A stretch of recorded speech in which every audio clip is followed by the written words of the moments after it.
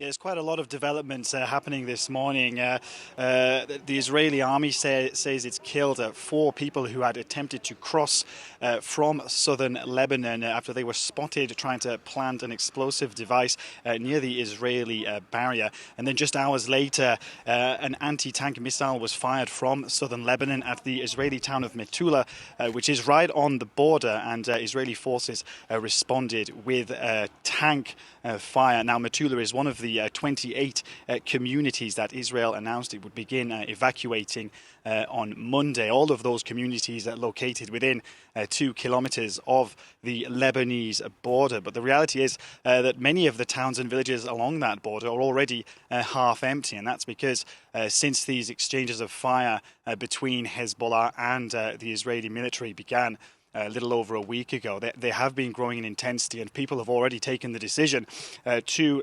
evacuate. On Sunday, an Israeli civilian was killed for the first time in a Hezbollah strike, for the first time since tensions began just over a week ago. And even on our way here from Tel Aviv, we saw military hardware being transported towards the northern border. Clearly evidence that Israel is taking very seriously the possibility of war breaking out on its northern border.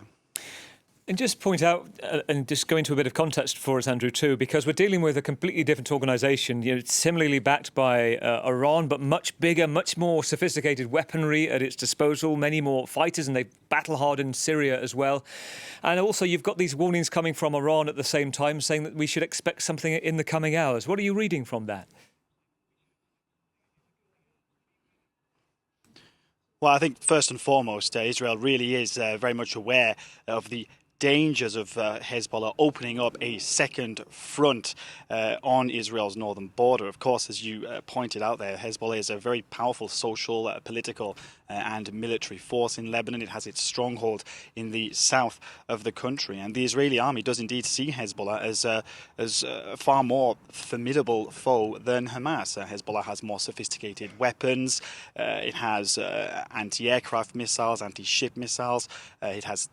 We're not sure exactly how many fighters it has, but it numbers in the tens of thousands. Many of those fighters are battle-hardened from their experience fighting in the Syrian civil war. It gets backing from Iran, so a big threat, of course, for Israel to take into account. What's interesting is that right now, these reprisals seem to have so far been contained along the border areas, perhaps signalling right now no desire to escalate things further. But that said, this is by far the most serious and deadly escalation between the two sides since the last time they came into conflict back in 2006.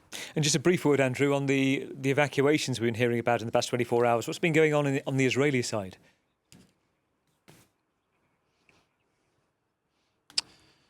Yeah, well, those evacuations began. They got underway in earnest on Monday. 28 communities, all located within 2 kilometers of the Lebanese border. The Israeli government offering to house those people in subsidized accommodation right across Israel. Many people, of course, taking up the offer of accommodation, especially since tensions really have been rising considerably over the last week and growing in intensity. But as I mentioned earlier, many people have already made the decision, taken it upon themselves to leave because they believe that it's no longer safe for them to stay living in these areas that lie so close to the Lebanese border.